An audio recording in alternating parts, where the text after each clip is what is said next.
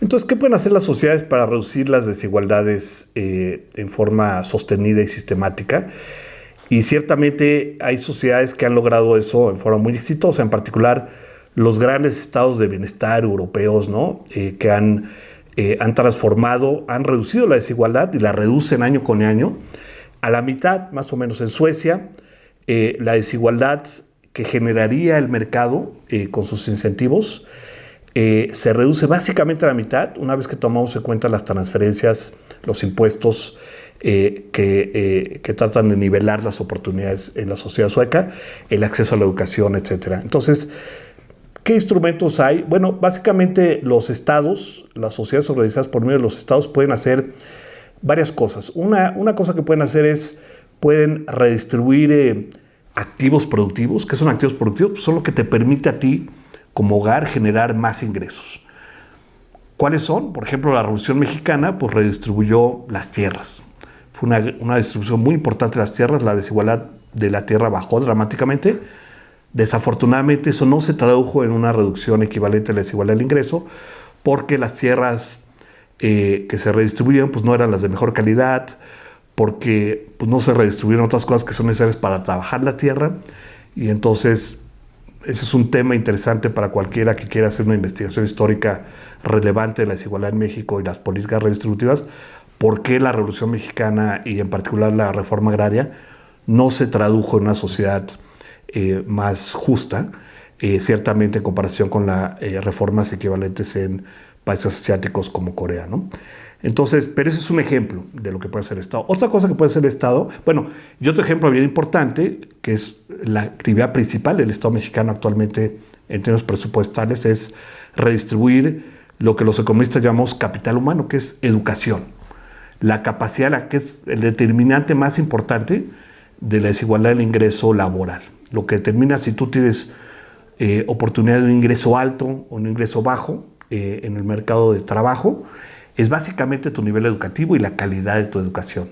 Entonces es bien importante. Y el Estado gasta, el rubro de mayor gasto del Estado mexicano no es la seguridad pública, no es la salud, no es la seguridad social, es la educación como rubro único, ¿no? Entonces, pues eso lo puedes ver con una redistribución pues, de este activo. Tú cobras impuestos a los ricos, que son ricos porque tienen mucha educación y pueden ganar más, y eso lo utilizas para invertir en la educación pública de los estratos menos favorecidos. Y bueno, ese es un elemento, entonces, redistribuir pues, activos productivos.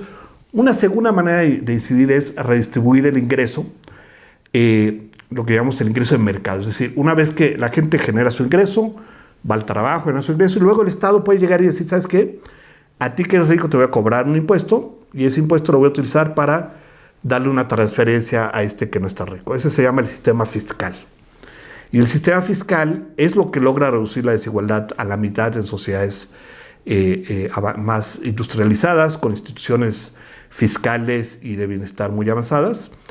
En México vamos a ver que el efecto es mucho más modesto por distintas razones, principalmente porque el sistema fiscal es mucho más chiquito que en estas sociedades. Vamos a ver por qué es el caso. Entonces se redistribuye como sociedad. En México redistribuimos mucho menos por esta vía.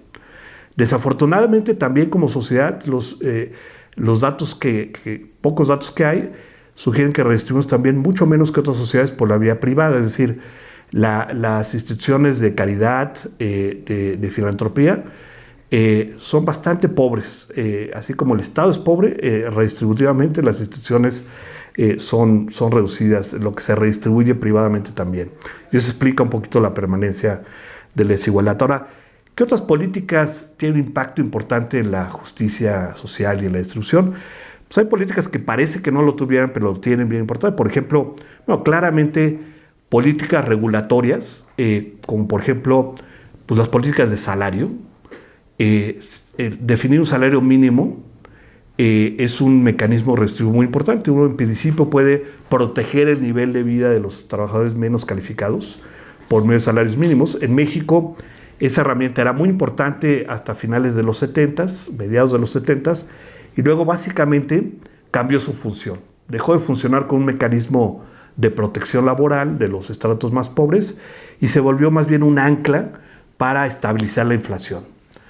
y por lo tanto el nivel de ingresos reales de la población de salario mínimo perdió 70% de su capacidad de compra. Es decir, por cada peso que antes podías gastar en alimentos, a lo largo de 10, 20 años, ese peso se redujo a 30 centavos. ¿Eso es bueno o malo? Bueno, la razón por la cual claramente pues quiere decir que el Estado perdió un instrumento redistributivo.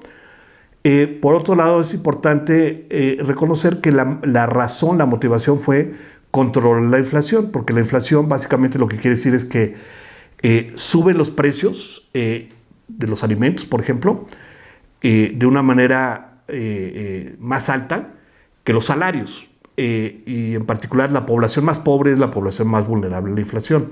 Entonces el control inflacionario es otra herramienta bien importante del gobierno.